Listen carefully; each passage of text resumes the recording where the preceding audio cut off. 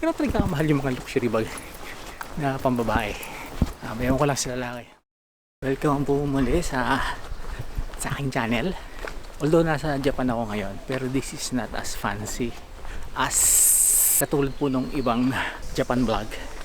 Na lang parang pagitan ng ng lokal at ng isang tourist. Ako nga po pala si Victor Paulino from San Pablo at Batangas. So sa ngayon, punta ulit sa Tokorozawa sa bayan at may konting dumadaan tren. May konting lang ulit, konting exploration.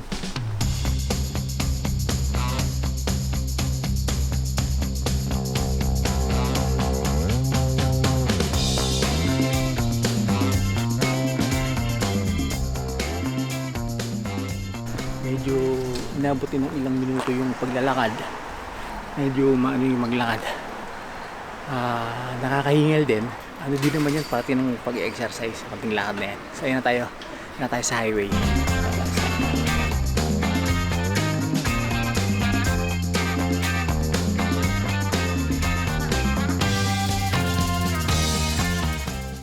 Balik ulit ako dun sa recycle shop sa nauta namin pinuntahan nung isang araw. Pabalikan mali 550.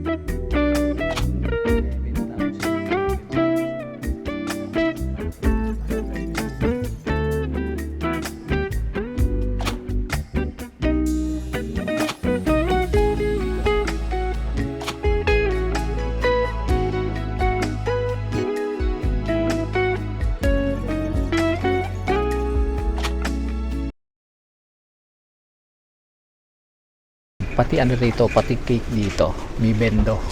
Fujiya cake stand. Magkano? 600.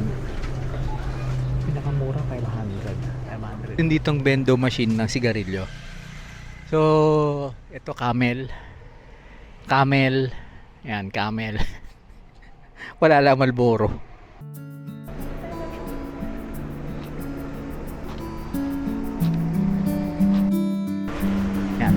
Ito yung mukhang traditional, mga classic, yung mga ganyan.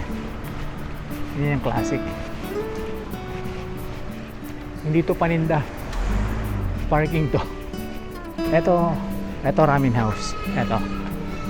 So ito ang ramen niya. Ito yun. Ito yung classic ramen. Digit dumpling.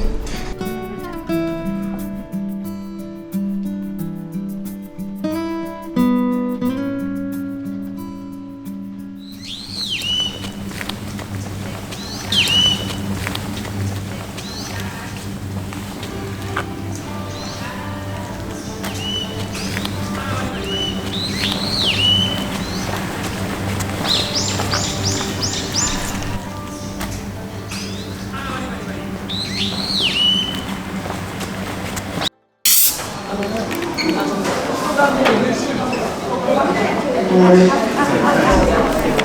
po yung sinabi ng mga lokal din na mga tradisyonal na pagkain hindi mo lang makikita sa supermarket.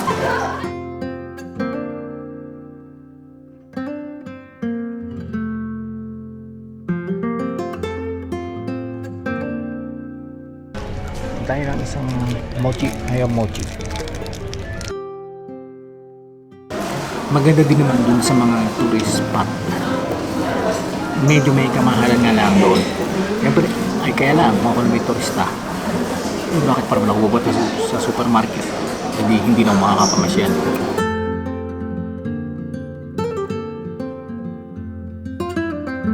So ayun ang isang highlights na medyo nagugulat ako dun sa halaga ng bag. Siguro dahil hindi ako familiar doon sa presyohan talaga ng bag. Lalo na yung Louis Vuitton. Duruin mo naman 200,000 yen. Eh di kung sa peso yun, mga kulang 100,000. Medyo mahal pa rin. Kung sa naman 100,000 yen, mahal pa rin. Kaya talaga mahal yung mga luxury bag na pambabae. Ewan ko lang sa lalaki kung meron mahal din. Meron din kamahal. Si Miss pa yung coach, medyo mahal din. Mahal din ang coach. Ayun. Tang isa pang magandang nangyari, edi namantikaan din ng ramen. Ay nguso. Isang legit na ramen. At sa sunod pong muli na exploration. Maraming salamat po muli.